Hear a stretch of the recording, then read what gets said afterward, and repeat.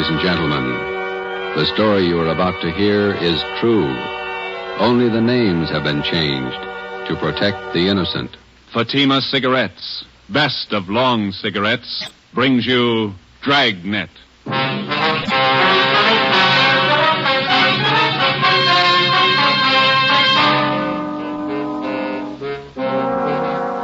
You're a detective sergeant. You're assigned to robbery detail. $8,000 worth of Chinese jade has been stolen. The criminal is vicious. His weapon, a handful of buckshot in a handkerchief.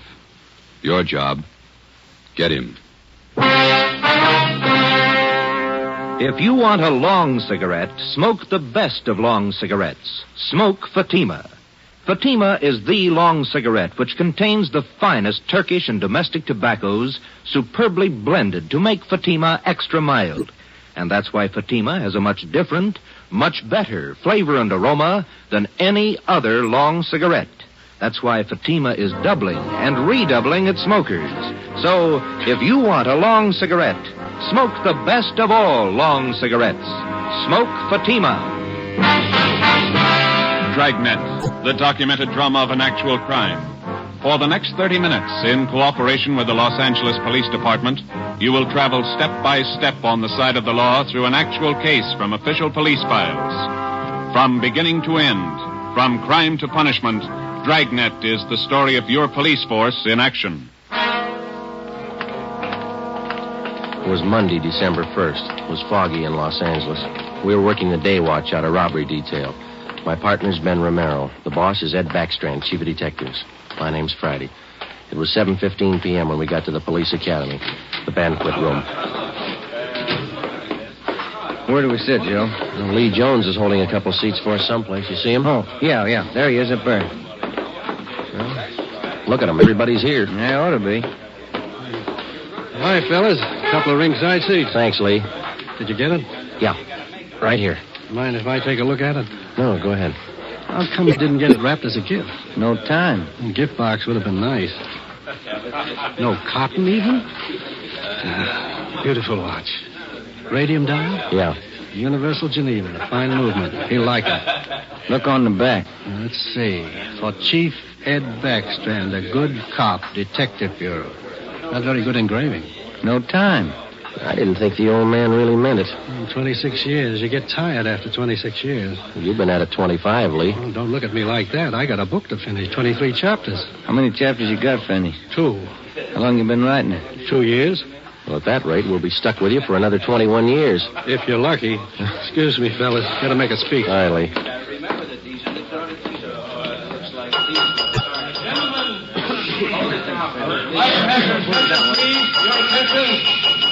To get the proceedings underway here, before we introduce the man of the hour, I'd like to pass along a little story you might get a kick out of. I was driving down from Utah last year, stopped off at a hotel in Elko, Nevada. When I went up to register for my room, there was an Indian ahead of me. The clerk asked this Indian fella to sign his name, and the clerk handed him a pen. The Indian made an X on the book. The clerk looked at him for a minute and said, "Say, aren't you Chief Deerskin? Haven't I seen you in the movies?" The Indian nodded his head and looked a little upset. "Oh," he said. "Oh, he make a lot of movies in Hollywood." The clerk smiled and said, "A lot of people in Elko here like to get your autograph, Chief." Then the Indian grabbed the pen up again and he said, "Me no like a autograph, hunters. Me no want to be bothered." Then he drew a circle around the X he made. The clerk said, "Why you do that, Chief?" The Indian said, "Me no use him right name." Oh, hey, Joe. Yeah, there's Rogers over there. He's motioning to Where? Oh, yeah, excuse me a minute, Ben. The chief who's retiring tonight. He's been using his right name for 26 years, and he's proud of it. And we're proud to have been associated. Do you want me, Rogers? A phone for you, Joe. You can take it on the extension After outside. 26 Thanks, Pete. years of service, he's retiring from the Los Angeles Police Department. We're going to miss him. Gentlemen, a fine officer, Chief Ed Backstrand. Where's the phone?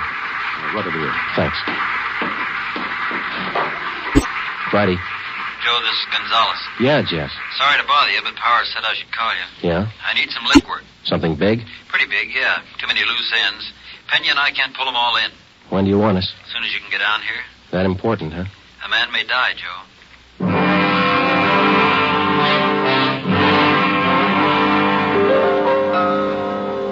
Hi, Jess. Got here as soon as we could. Sorry to pull you away. Hello, Romero. Gonzalez, what's up? Come on in here. All right. Here's a report. Not complete yet. Mm-hmm. Chinese fella. Name's George Quan. He's a jeweler, gem cutter. Yeah. Jade expert. Knows as much about jade as anybody on the coast. Uh-huh. Says it happened at 5:30 today on Alvarado near the park. They weren't kidding, were they? They almost killed him. Yeah. Any idea what the weapon was, Jess? I'm not sure. Looks like some sort of blackjack, something homemade. Yeah. When they picked up Quan, they found several buckshot pellets lying around and a man's handkerchief. Ray Pinker has the stuff over at the crime lab now. Where's Quan? Have you talked to him? Got in a couple of questions down at Georgia Street while the doc was giving him sedatives. Little guy's a mess, Joe. Gonna be all right? 50-50 chance when I called you out of the academy. Well, why did they beat him? Did he resist? I don't have it all yet, but from what he said, he was jumped from behind, didn't have a chance to fight. Whoever it was kept beating him long after he was unconscious. What'd they take him for? A couple of pieces of jade, large ones, very rare. Mm-hmm. You got anything else? Yeah, we got a star witness, just one. Did you talk to him yet? Just did for an hour and a half. You want to crack at her? Are you having trouble with him? Yeah, little. All right, Pena. Send him in again. Yes, sir. You want to talk some more? 6 years old, Joe. His name was Norman Eugene Fisher, and he was 6 years of age last April. Like all young boys his age, his imagination ran away with him. What would be only a minor detail to an adult witness assumed tremendous proportion to Norman's young mind. He told us his story 3 times. Each time he elaborated a little more until what he claimed was the truth could only have been figments of a small child's imagination. Ben and I, together with Gonzalez and Pena, talked with the boy for another hour. We were getting tired, but Norman enjoyed his position as star witness. Once more, Norman, please, try to remember it as it really happened. It was just like I said. Let me try, Jess. Go ahead, Romero. You did see it happen this afternoon, didn't you, Norman? Yes, sir, I did. Good. Now, you were on your way home from the store. Oh, no, sir. I was running away from a man. He was chasing me. But you just told us, Norman, that you were on your way home from the store. Oh, no, sir. That was yesterday. But you told us. Just a minute, Ben. Norman, how old are you? Next year I'm going to be 21. No, that's not right. 21, that's older than I am. Well, when I am 21, I'm going to get a hot rod. Fastest car in the world. 10,000 miles an hour. Sure you will, but how old are you now? 6, but I'm going to be 21 soon. I remember when I was 6 years old, Norman. A lot of things I wanted. Electric train. I got one. Well, it must be something you'd like to have. One thing that maybe now that you don't have, huh? Will you give it to me? Well, if I can. What do you want? I'd like your gun. Well, what do you want a gun for? I want to put people in jail like you guys do. Sometimes it takes more than a gun, Norman. What do you mean? Just because you've got a gun doesn't mean you're a cop. Well, what does? Just a minute, son.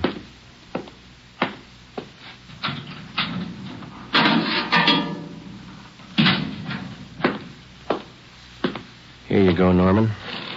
A good cop uses this more than a gun. Gee. It's a real police badge. It's mine. Official? Official. Can I hold it? Go ahead. It's yours. When I wear this, I'm a real detective. Well, that's part of it. The other part is to tell us what you really saw today. Now, how about it, huh? There were 4 men, like I said, and they all had machines. No, wait a minute, Norman. I thought you said you were a detective now. I am. Well, a good detective has to remember exactly what he sees, not something he makes up. It's not very scary that way. No, it's no use, Joe. He can't get his story straight. Oh, yes, I can. I'm a detective now, and I know what happened. All right, Norman, you tell us, huh? I was on my way home from the store. I saw this truck stop down the street. What did the truck look like? I don't know. It was a funny kind of truck. Had a wood back. You mean like a dump truck? Kind of, but it was a small truck. Old kind of car, like he took out the back part and put wood boards like a truck. You mean whoever owned the truck cut the back end out and made it look like a truck, huh? Yeah, that's the way it looked. Anyway, this truck stopped by this Chinese man, and the man got out, and the man started to hit this man. And the man fell on the sidewalk, and the man kept hitting him and hitting him as hard as anything. Well, what was he hitting him with? With his handkerchief? There he goes again. No, I don't know. How about that, Jess? Could tie in. Go on, Norman. Well, that's all I saw. No, I mean after the man hit him, what'd he do? Oh, well, he grabbed a bunch of stuff from this man's pocket, and he went into the truck and he speeded away. Norman, you're a good detective. I want you to think real hard now. Do you know what a license number is? Yeah. Good. Do you think you could remember the numbers on that truck? If I knew what they were, I could. In school, we're just having numbers now. I only know up to 7, but there were 2 7s in it. You getting all this, Jess? Yeah, keep going. Norman, you've helped us a lot. Can you remember what the man on the truck looked like? He had a big head and he looked mean. All right, just one more thing now. Can you remember the color of that truck? It looked black, but the back part had black and white stripes. I don't know how you did it, Joe. Well, what do you think? How about it? Me too. All right, Norman. Your mother's waiting outside for you. You can go home now. You're a real detective. Can I wear my badge now? You bet you can. Okay. Say, Yes, sir? as soon as I arrest somebody, will you put him in jail? With the help of an outdated police badge, no longer official, we had the statement of a 6-year-old boy with a healthy imagination. We had an idea he was telling us the truth, but we had no way of being certain. Since he was the only witness, we had to accept his word and hope that he was putting us on the right track. The quickest way to make sure was to see if some of the details in little Norman Fisher's story would check out. Jess Gonzalez and Manuel Pena took the job of trying to locate a homemade pickup truck with 2 7s in the license number. They started by checking all the late 3.8 forms, the vehicle theft and impound reports. The next morning, Ben and I called the General Hospital and talked with Dr. Sebastian. He told us that the victim, George Quan, had improved sufficiently to allow a brief interview. It was 10:14 a.m. when we got to Ward C, General Hospital. Doctor tells us you're a little better this morning, Mr. Quan. Yes, sir. I shall be all right, although it is quite painful at times. We're sorry to bother you, Mr. Quan, but we've got to have a little more information on the robbery. Oh, I will tell you all I can, sir. I should like to recover the missing jade pieces. It is a great loss to me. Did you get any kind of a look at the man who hit you? Oh, he attacked me from behind, knocked me to the pavement. I made an attempt to get to my feet, but he struck me again and again, here at the base of my neck. You didn't see him at all, then? No, sir, I did not. Do you have any idea who could have done this? Unfortunately, no. I cannot think of anyone. Well, what was stolen from you? We know it was jade, but can you give us a more detailed description? Well, sir, I lost 2 thumb rings, very rare, collector's items. Thumb rings, huh? How much were they worth, would you say? Well, I paid $8,000 for the 2 rings. I wonder if you could describe them to us. Well, both rings were relics of the time when the Chinese archer drew his hunting bow with a special thumb ring. Uh-huh. Any particular identifying marks on them? Oh, they both have linings of fine gold to fit them to the fingers of the new owners. Who were the new owners? I had just purchased them yesterday before I was robbed. I was on my way to San Francisco to show them to prospective buyers. Who did you buy the rings from, Mr. Quan? Mrs. Inez Curtis, a very reputable dealer. We have done business for many years. I wonder if we could have her business address, huh?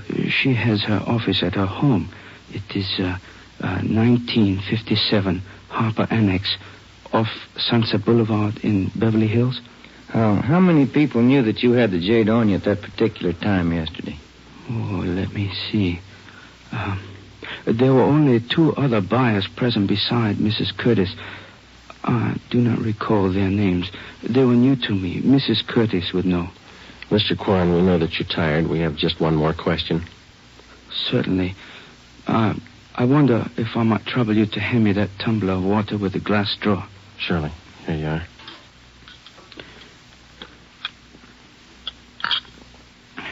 Thank you very much. You're welcome.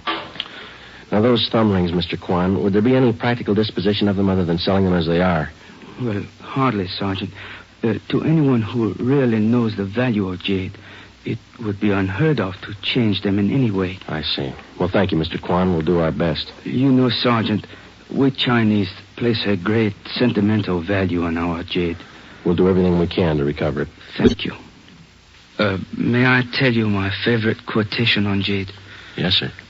It is from the writings of Tang Jung-tso. He wrote, "The magic powers of heaven and earth always combine to form perfect result. So the pure essences of hill and water become solidified in precious jade. Ben and I drove out to 1957 Harper Annex, the residence of Mrs. Inez Curtis. There was no one at home. We left one of our cars. It was 12:22 p.m. when we got back to Central Division. Here's a phone message for you, Joe. What's it say? Call Jess Gonzalez. He's out to Wilshire Division. Okay, thanks, Ben.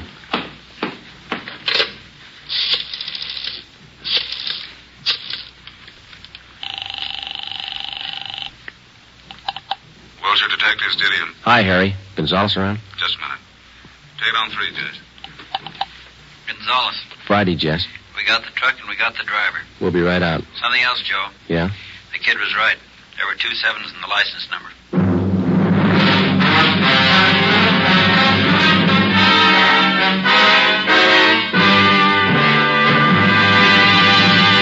You are listening to Dragnet for the solution to an actual case from official police files. Now, here is a real solution to many of your Christmas shopping problems. If your friends smoke a long cigarette, give the best of long cigarettes, Fatima. Give Fatima for quality. The name Fatima has always stood for the best in cigarette quality. Give Fatima for flavor. Fatima has a much different, much better flavor and aroma than any other long cigarette. Give Fatima.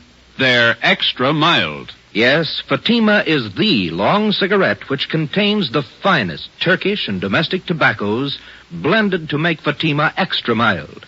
Yes, extra mild. So give Fatima for Christmas in the attractive golden yellow carton. It's the long cigarette that has doubled and redoubled its smokers. More and more smokers every day agree Fatima is the best of all long cigarettes.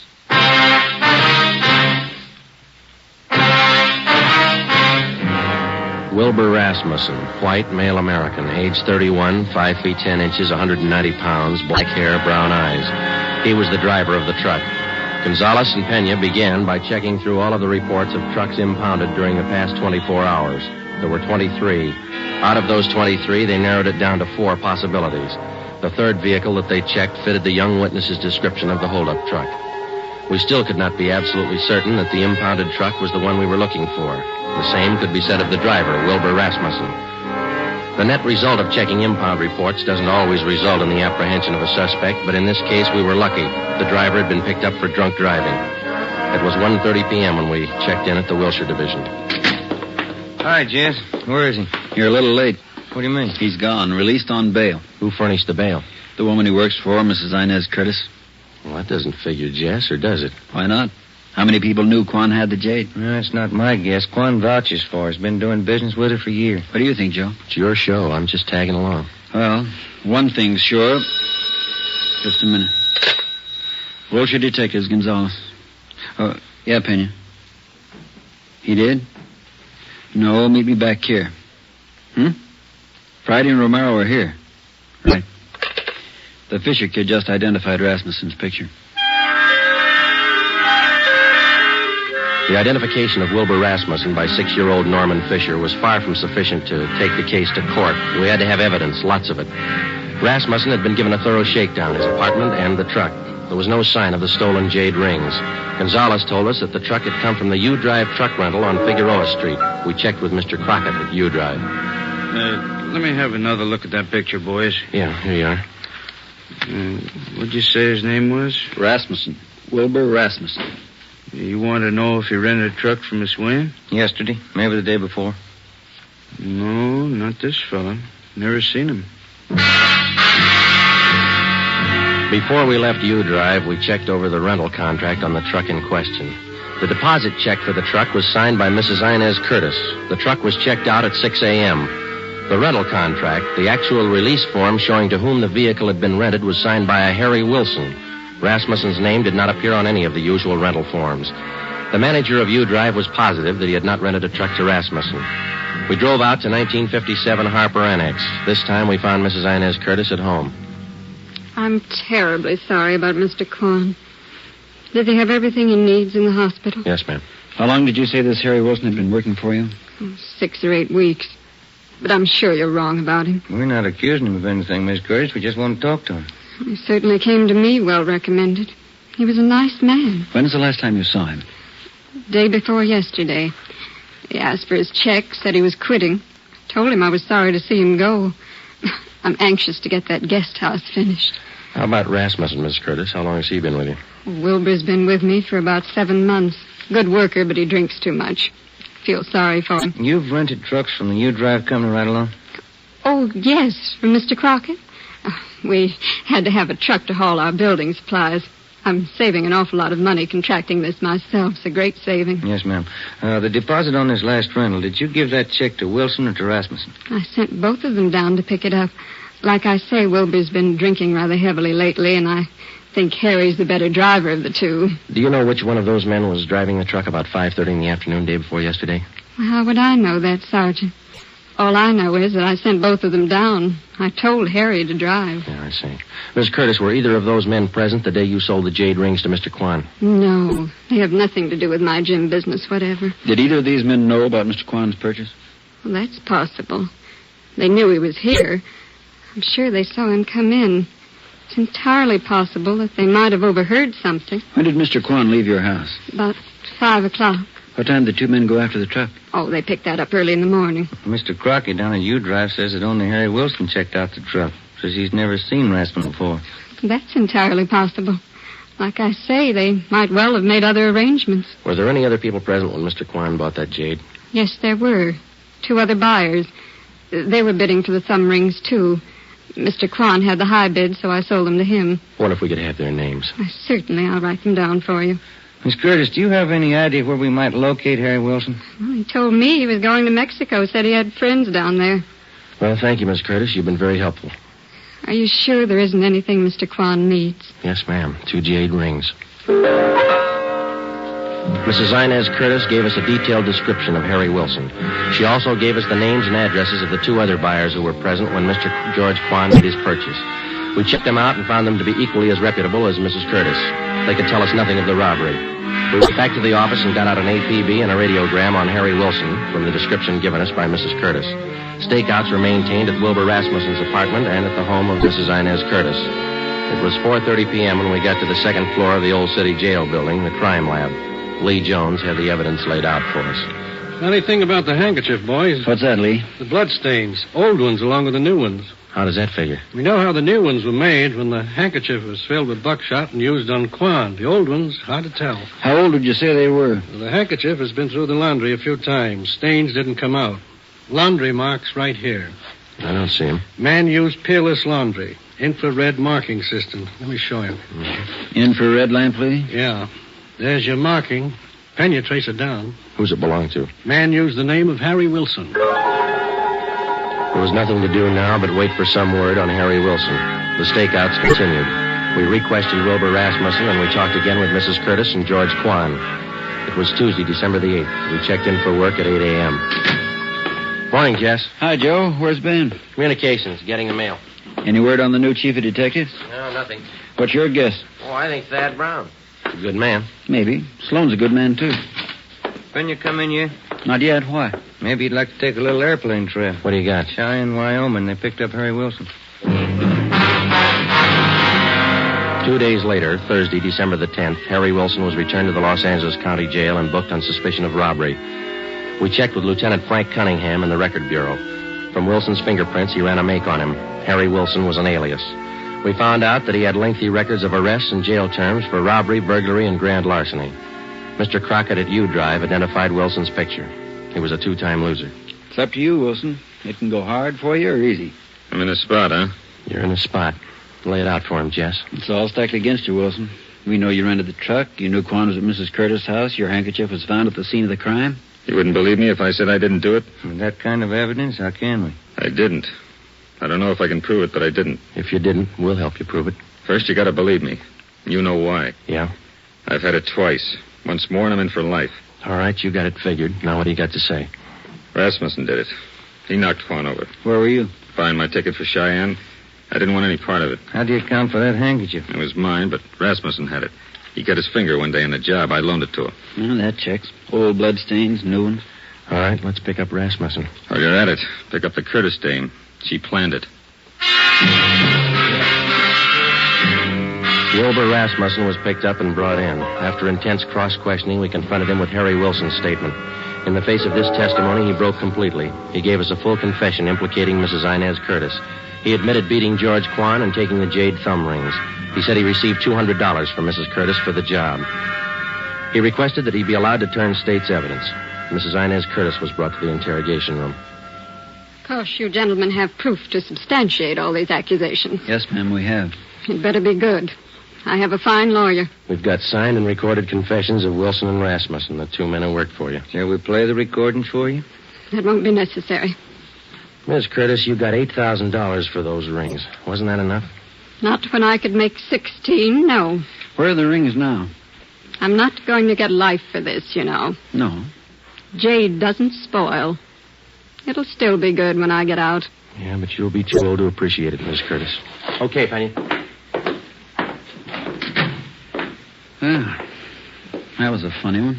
Sure was. How about it? Did you figure it this way, Joe? You don't expect me to answer that, do you?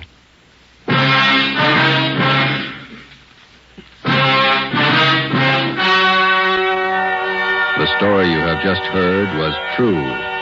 Only the names were changed to protect the innocent. On March 2nd, 1949, trial was held in Superior Court, Department 82, City and County of Los Angeles, State of California. In a moment, the results of that trial. Now, here are authentic reports from all over the country that tell the story of Fatima's sensational increase in popularity. New York Division. Fatima sales up 132%. Chicago Division. Fatima sales up 453%. Los Angeles Division. Fatima sales up 545%. Yes, more and more smokers agree Fatima is the best of long cigarettes. So enjoy Fatima yourself and give extra mild Fatimas for Christmas in the attractive golden yellow carton. Everyone who smokes Fatima says that this great new long cigarette is the best of all long cigarettes.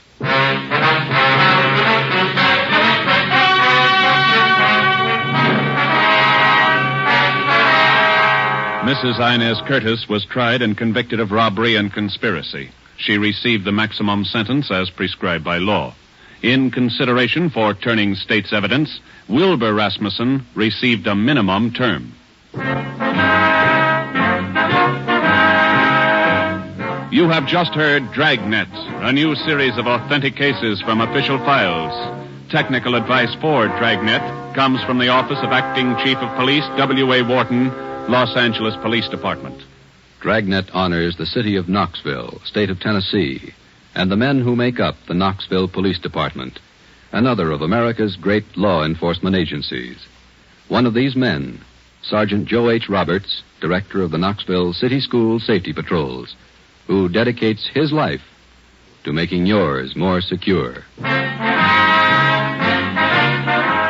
Fatima Cigarettes, the best of long cigarettes, has brought you Dragnet, portion transcribed from Los Angeles.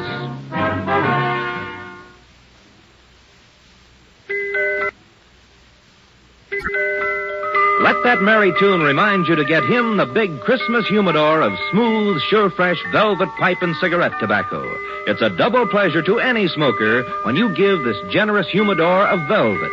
It smokes cool and sweet in both pipe and cigarette.